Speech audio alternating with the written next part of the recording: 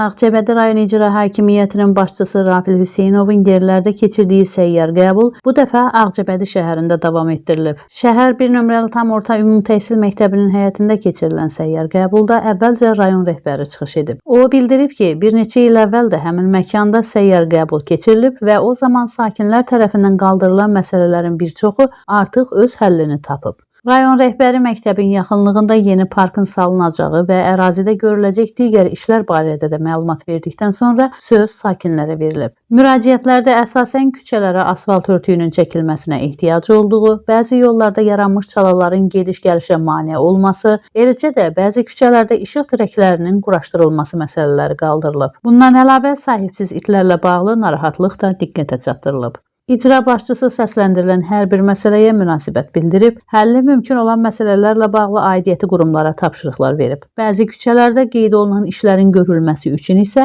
əlavə vəsait tələb olunduğunu qeyd edən rayon rəhbəri, həmin işlərin növbəti illərdə mərhələli şəkildə həyata keçiriləcəyini bildirib.